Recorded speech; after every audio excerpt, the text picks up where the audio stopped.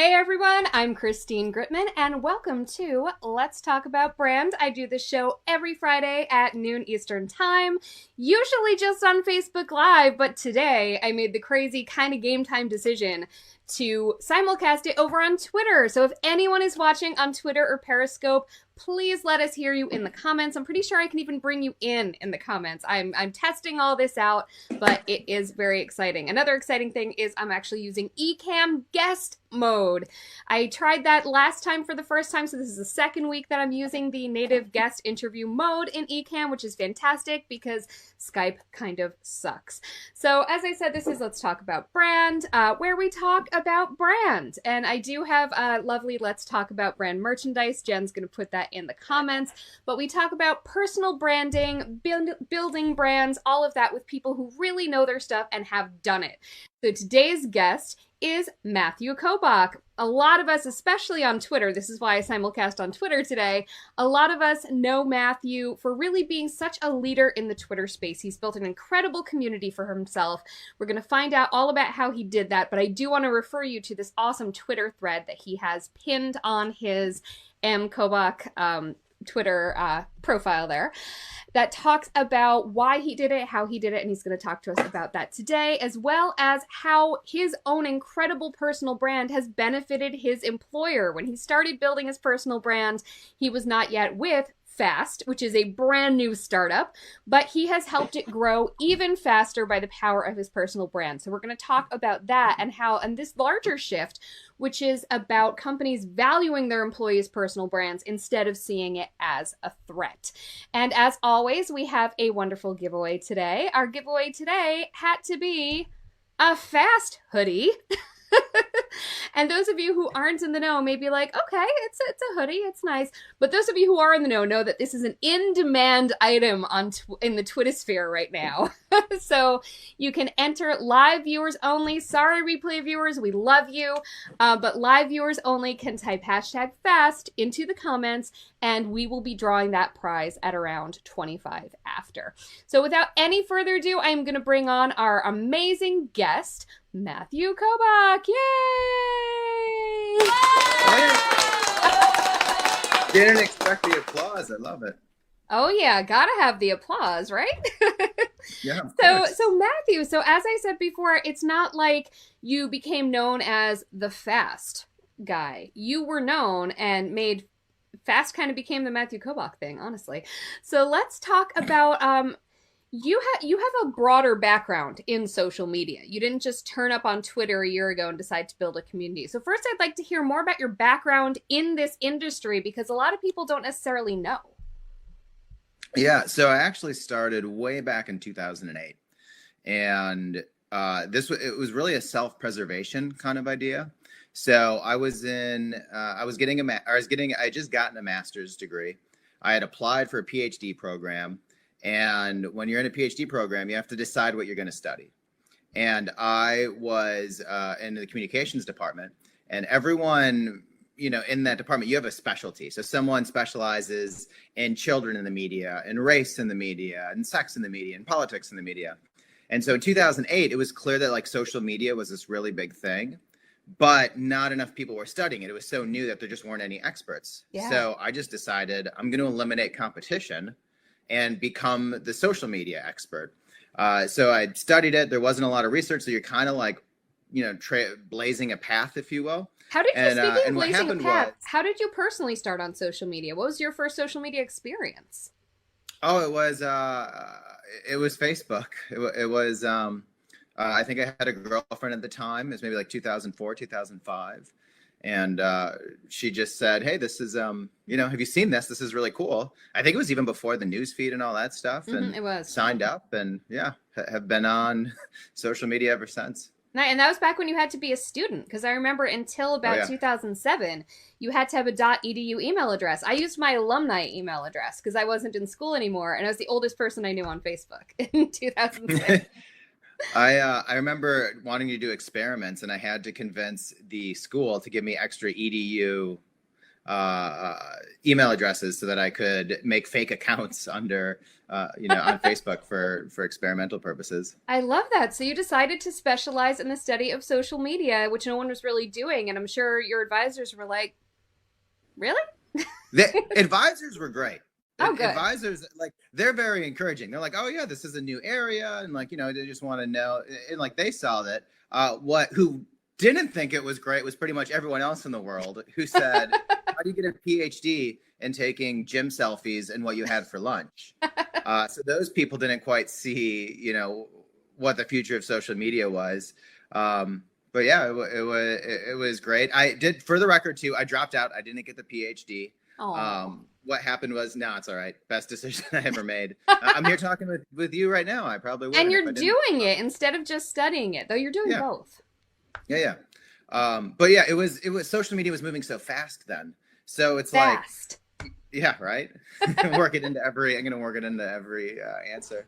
But no, it's just so fast. So I couldn't, like, the PhD couldn't keep up. I'd design an experiment. I'd want to study something. And all of a sudden, like, Twitter appeared or Instagram appeared. And or they made like a major change. And so like I had like 3 or 4 kind of like ideas that I gave to my committee. It takes like 6 months for them to approve it. And that happened just one too many times. And I finally just said, I can't do this anymore. And I found something else. And what was that something else? So you went from academia and you were a student. Mm-hmm. Were you working also in the private sector while you were a student? Or were you a little bit. So our program too, I taught classes. So I taught classes on media effects. I taught classes on storytelling, taught classes on just kind of communications in general and media literacy in general. So I was doing that the entire time. And then I was able to do some part-time work with a social media analytics firm. So that was interesting. And then I actually started my own social media marketing firm. It was kind of right around the time that Facebook ads had gotten really big. Yeah. And local businesses weren't using them enough. So I would just go to local businesses, pitch them on my, ability to create ads and target people. And back then it was really cheap. Like you could, if you were a doctor, a dentist, or, a restaurant, you could literally target the whole city for a couple $100 a week or even a month. So it was really easy to drive a lot of value. You could also get crazier with the targeting back then in the Wild West of advertising. I remember reading a story about some guy who got so into the advertising targeting that he targeted his roommate and just kind of to troll him. You could get that crazy back then. I never got that specific, but yeah, it was crazy how easy it was and simple it was back then. And it was one of those, it seemed really complicated, but if you just worked on it for a couple days, it was very self-explanatory. Well, people were intimidated to even try. It was this whole new thing. They went from thinking it was kind of nonsense and just personal use to suddenly realizing this was a business tool. So I'm sure the learning curve was, I think people don't realize how fast and steep that learning curve was. This is all so unbelievably new. I just want to mention our giveaway another time, just so people know, if people took a minute to join us. You can win a FAST hoodie today. If you know, then you know, by typing #FAST in comments. I actually have an incredible video here from my wonderful friend Jeremy that I have to find. Here it is. Let's see if I can actually play it in here. What is going on, everybody? Oh, Today it's not is a super working. exciting day. Christine Gritmon is going to have the amazing Matthew Kobach on her Facebook Okay, how do I Live, get this off of chat here? today with him. Whoopsies. Okay, so I'm going to get that out of here. While I'm working that out. He's wearing a FAST hoodie, isn't he? He's wearing a FAST hoodie, and he has my mug. And now I've screwed up my inputs here, and I can't do anything. But that's okay. Here we are. We're back. So that is live viewers only can type #FAST in the comments to win that hoodie. And Jen will show you in the comments later where you can go and buy one of your own. Okay, so Matthew, sorry, to get back to your story. So you went and started your own firm out of graduate school. So what were you focused on there, and what were some lessons you learned there that maybe either confirmed or contradicted something that you had learned when you were just kind of observing? So my goal was to make money. That was the only goal. Anyone who wanted to hire me, they were a client. Like that was The only goal was like, I had to do something else. I didn't like what I was doing, so I needed to make this work. The one lesson I learned was how much I enjoyed creating content. So like that was always the fun part, like creating fun ads, like having the ads actually work, having people go, oh, I just called the, I did a lot of work with doctor and dentist office, like having people reply, I just called and scheduled an appointment. Like that was amazing. That was awesome. What I didn't like was getting people to pay you and doing taxes and doing all the, kind of running a business. Running a business. Unfun part of running a business. Yeah. And so what I learned real quick was that like social media is an entertainment platform, like the no one owes you their attention. No one's gonna pay attention to you. Like what I learned was I was able to like kind of cut my teeth on a lot of bad ads and a lot of bad organic social. And so you're able to realize quickly that like no one's going to pay attention to you. Even if they choose to follow you, no one's necessarily going to pay attention to you. You have to win their attention every time. And so it became this really, reinforced lesson that your audience owes you nothing, that you have to kind of earn them one tweet, one post at a time. And that if you're not thinking about like, how does this hook them? How does this bring value to their day? How is this interesting? That they're probably just going to ignore, and you're probably just wasting your time. That is such a good point. People think that visibility and influence are so intertwined, but they're not always. You can have visibility without having influence if people are following you without really caring and listening. Yeah. And I mean, and you've just got to, like, you could have, you see this on TikTok a lot, you can have 1 million followers, but if you're posting stuff and everyone's ignoring it, like, know that it doesn't go to all 1 million of them. Like, that it doesn't go to even, it goes to just a super tiny percentage. So even if you have that audience, you still need to put out stuff that they want to see and are going to interact with. Absolutely. So I'd love to move into, so you were running your own firm and did you go straight from there to the New York Stock Exchange, or how did that go? Yep. Yeah, so I was doing that, and I decided to, like, stupid things. Like, I wanted health insurance. Like, silly things like being able to survive. Yeah. I could go on about that system for a minute, but I don't think that's what anyone's tuning in and watching. But, like, no, I wanted a little stability. Like, it's, running your own business. There's a lot of unknowns. And I had student debt from doing the PhD that I dropped out of. Mm-hmm. So just to have something that I knew for a few years I could work to, save up to buy a house and to pay off some, old student loan stuff. So I just started looking at what was out there. And then in the same way that I picked social media as a way to eliminate competition because no one else was doing it, I kind of thought of my job hunt in the same way. So I remember there were openings for like HBO or ESPN or, whatever entertainment. And if you're dying to work in that industry, great, go for it. Just know that you are competing with 10 times more people than you would if you pick a different industry. So I had seen this job opening for a company called Intercontinental Exchange. And I looked them up, and they're like an energy exchange. So, you've got people that buy or that produce oil and energy and stuff, and that people need to buy it and sell it. And they're the technology that combines the two. And it sounds very boring, and it is very, it's not super exciting. It's not Nike. And so it's your job to help make it sexy. Yeah, it is 100%. But so I did a little research, and I was like, well, I have I got the interview and stuff. So I said I'd talk to him.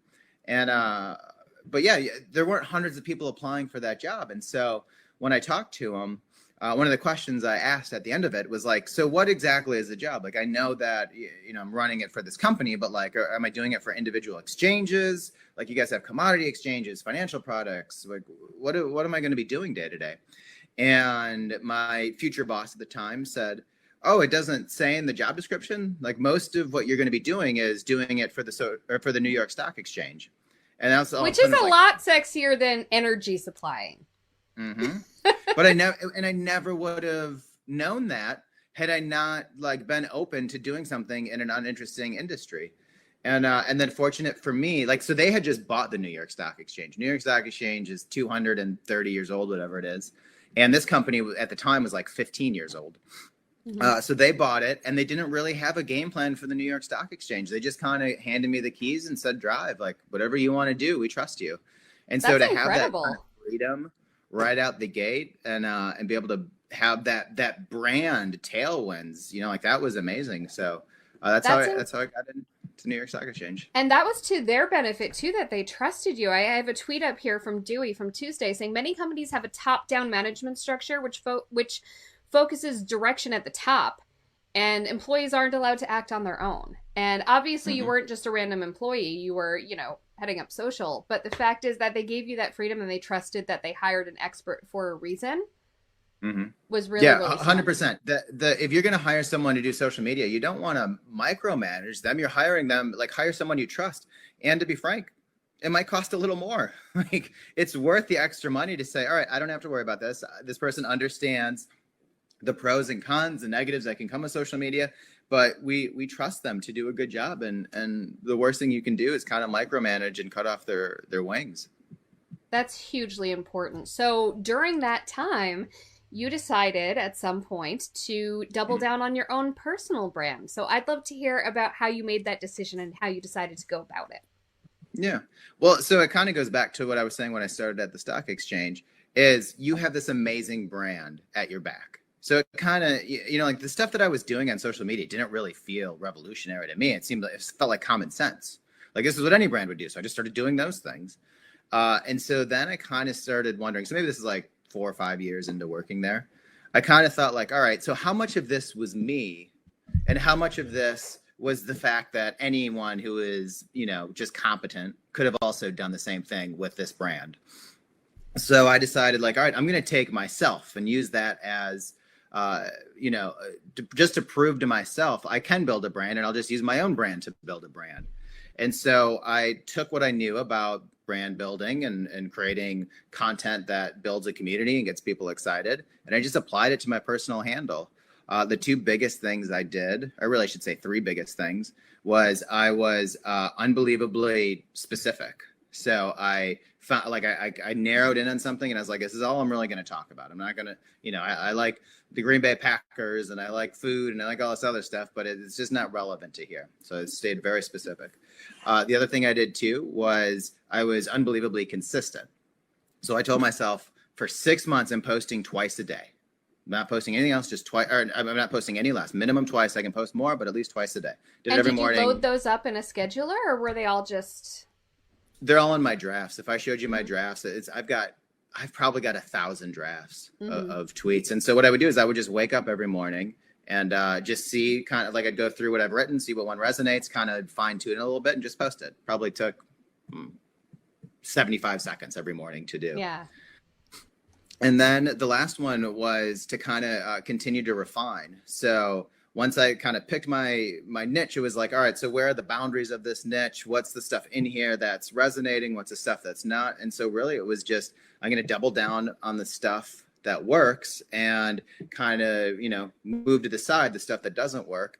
And what I found in doing that too, was the stuff that works was the stuff that seemed like who I was. It seemed like it was the stuff that worked was the stuff that came easy to me, the stuff that like I just can't help but be interested in. I have this, I've always had this kind of since college, this idea of like I'm interested in psychology and human nature and philosophy and trying to be like the best possible version of yourself. And so a lot of that spills over into my Twitter, and that was just the stuff that worked well. And so it becomes really easy to have a social media profile where you're talking about the things that you love and are interested in. Most of my tweets are just, I'll be reading something. Go ahead. Oh no, did I lose you? Oh, there you I'm go. Back. Good. Yeah. No, but I was saying a lot of the tweets is like, I'll read something that I find interesting, figure out how to apply it to content and creativity, whatever it might be, and then push it out as a tweet. And it works for me as like, this is something like I just learned or just thought of or whatever it might be. And so now it works as a tool to help me incorporate it better. And then also works as a way to build a community of people who kind of think the same things. I love that. And we have a question from Trisha. She wants to know, it's a two-parter. What was the light bulb moment that made you realize things were about to change when you started building your community? Like, when did you realize, oh, whoa, this is a thing? And then connected to that, what key differentiator do you think has set you apart from others who have tried to build a community and just haven't had the same kind of traction that you have? So to the first question, very early on, I got very lucky. I was retweeted twice by Jack Dorsey. Oh, that and it helped. But what's funny is, though, it didn't help me really gain any followers. I maybe gained like 100 or something when he retweeted it. But it got, say 5 million impressions. But what it did was completely like it was, all of a sudden my motivation was on steroids. Now it was like, it took from like, I'll see if this works. I'll see if I like doing this, to all of a sudden it's like, I have now gotten on the timeline of the founder of this app that I'm using.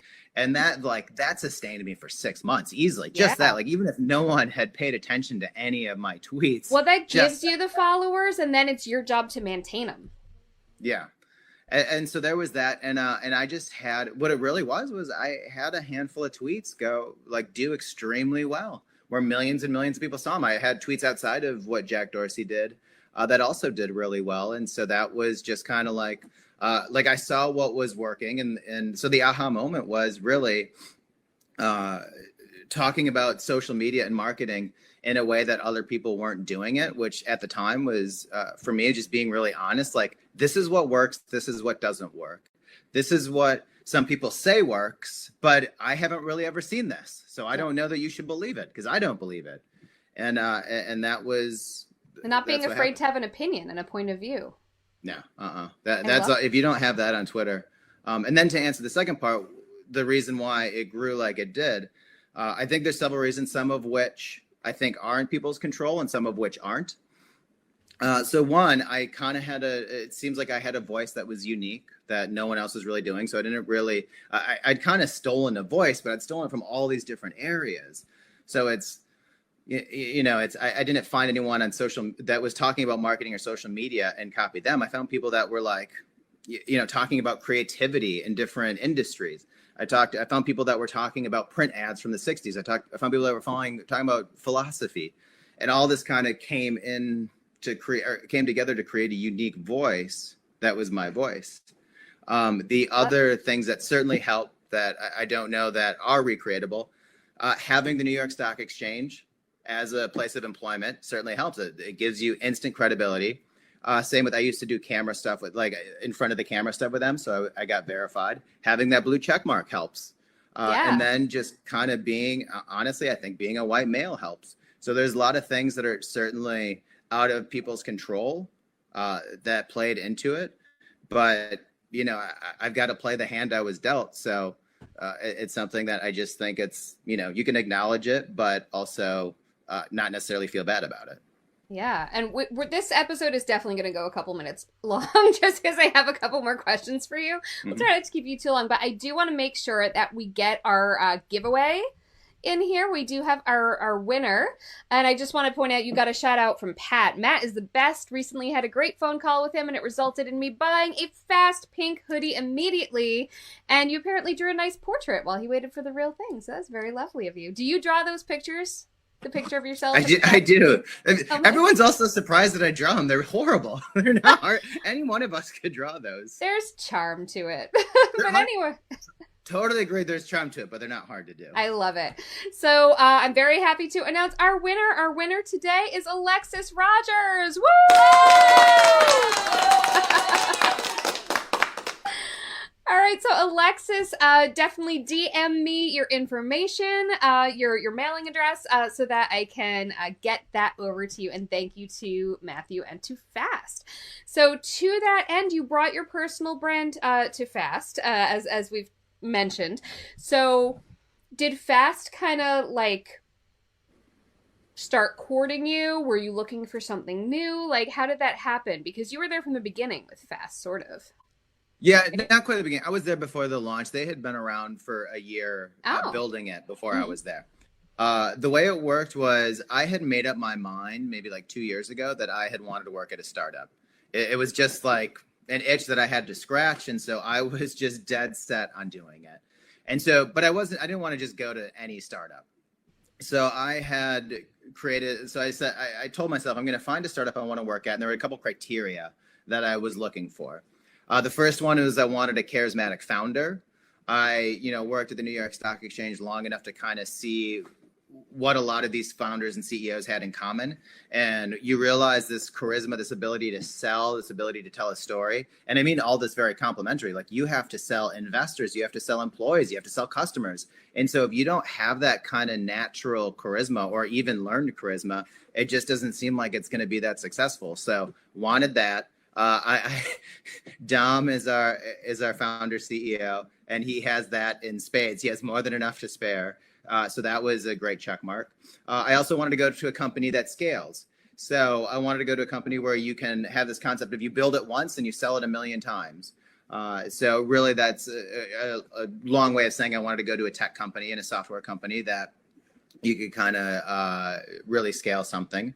And then I wanted to get in early enough. I didn't want it to be, some people call it some people say like Airbnb is still a startup, and it's like, it's hard to be a startup when you're a $30 billion company. Yeah. So I wanted to go somewhere where it was still early enough that a lot of what I did could be have a really strong impact on the brand and the tone and the voice.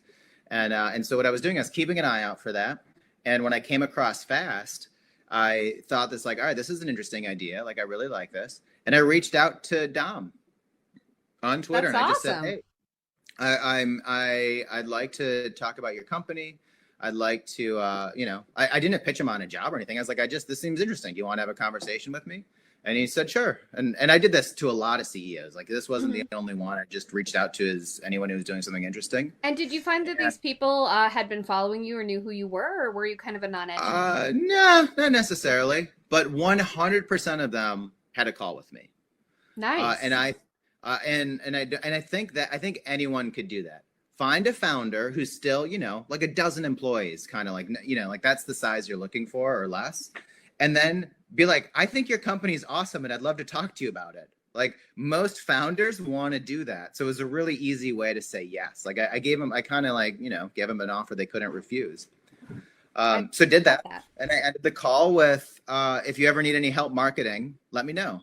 And then 6 months later, he messaged me and said, I need some help marketing. You want to chat again? And I think I accepted an offer in like 2 days after that phone call. I love that. And it was definitely to their advantage because, can we talk about that for just a second? About the fact that you were able to bring some value. Let's talk about the value of having employees who have personal brands, because some businesses are like weirdly threatened by it. Yeah, and this was kind of something too I talked about before I started with him. I said, it's like, I want to leverage my personal social media to like help grow this brand. And I think he was thinking that already. I think he was hoping that I was going to do that. So like it was a perfect scenario for him. But what we're trying to do too is, so one, I'm happy being an advocate for this company, but I want to do it in a way that makes sense. So if you see me a lot of the times when I talk about Fast, I'm talking about marketing initiatives that we're doing. Yeah. So I want to make sure, I'm not trying to sell Fast. I'm trying to use Fast as an example that then brings brand awareness. But I'm still trying to I'm still trying to keep in mind why someone would follow me and the kind of information they would expect to get from me. And so now I'm just doing it with this lens of the Fast brand.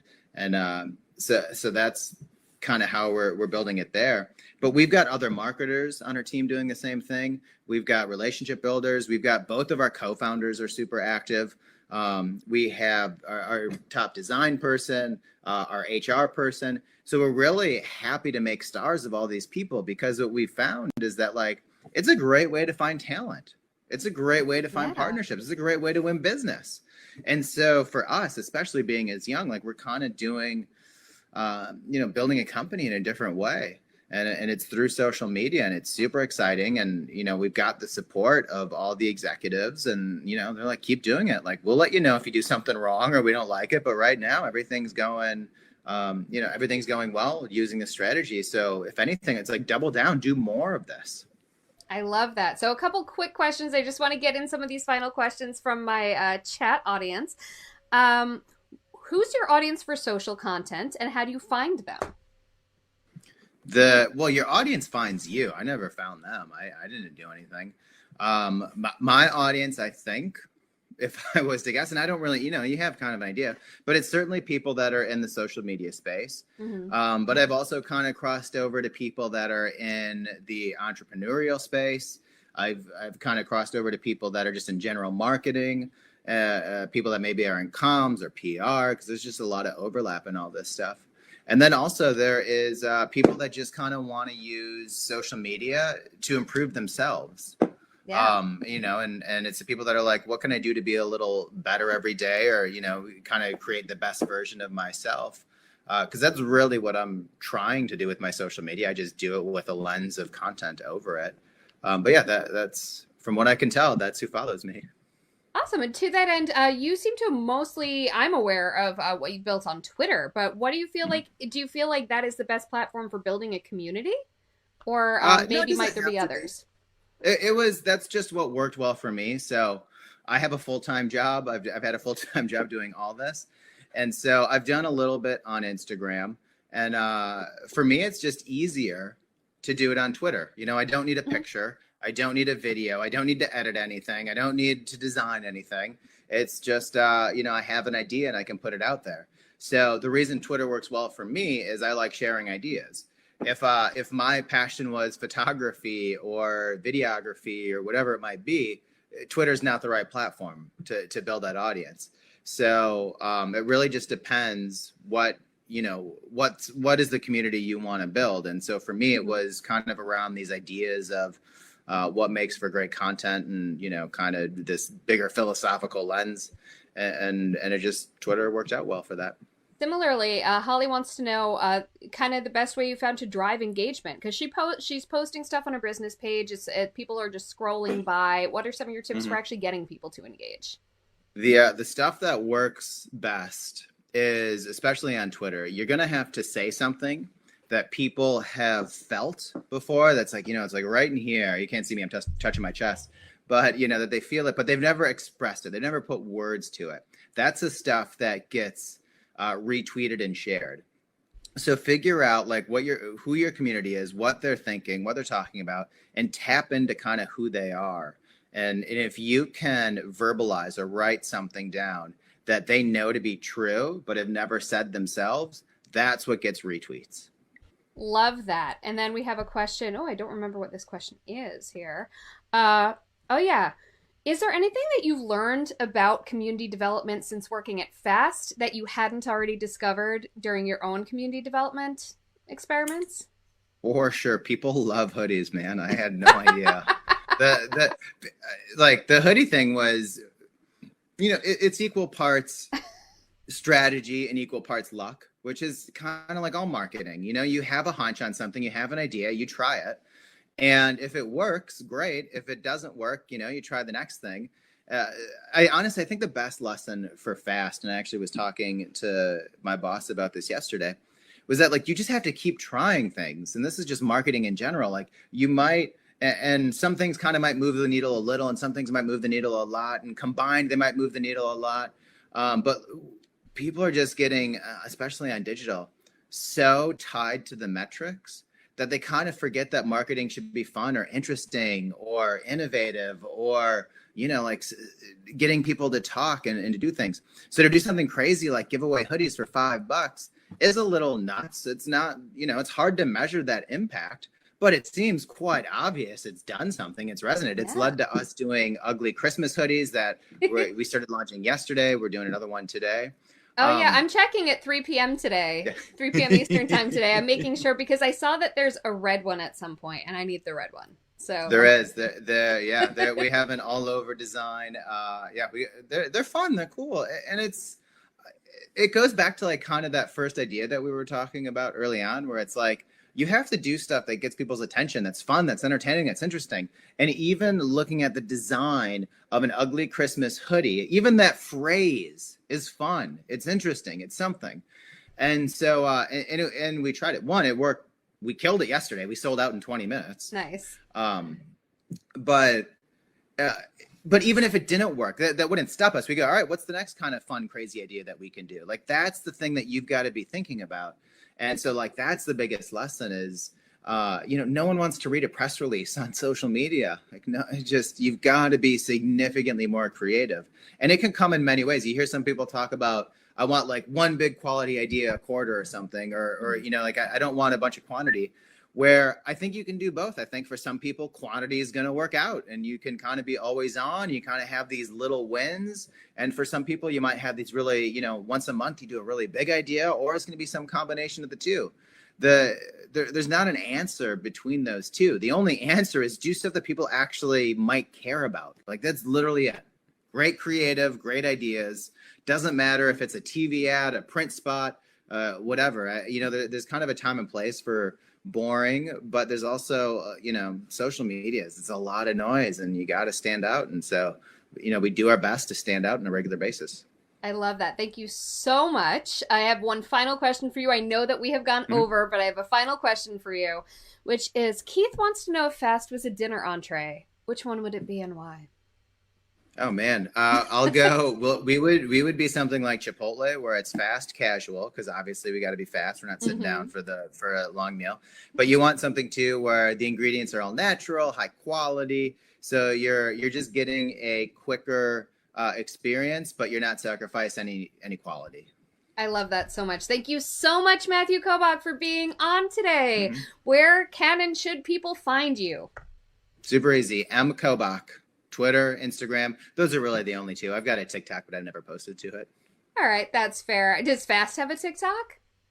It does. Fast.co. We're getting better at it. It's, anyone who's made content knows how much work it is to constantly produce content. So 2021, there'll be some really cool stuff coming on all our channels. Awesome. Looking forward to it. Thank you so much for being on. And thank you so much again for that awesome giveaway of the Fast hoodie. My pleasure. Yep. And so just a reminder to everyone, I do the show every single week except next week, because next week is Thanksgiving here in the U.S. And I also have a Tuesday Twitter chat about brand. I was going to cancel it for next week because it always does play into my Friday live stream, but I'm not canceling it. Instead, I'm doing it live on Zoom so we can actually directly chat about brand. You are going to have to register to be in the Zoom room for that, which you can do at bit.ly/chataboutlive, which is case sensitive. It's camel case. So chat is capitalized, about is capitalized, live is capitalized. But definitely join us in the Zoom room where it happens. If you can't join us in the Zoom room, it will be live streamed onto Twitter. And then we go back to our normal, regularly scheduled chat about brand the following Tuesday, December 1st. We're going to talk about owning a niche. And it's interesting because the person that we're talking to that Friday is in a similar niche to what Matthew used to be in. We're talking to Winnie Sun, who is in finance. She's just really brought such dynamism to the personal finance space. It's pretty incredible. So join us for all of that. And in the meantime, have a very happy Thanksgiving. Bye.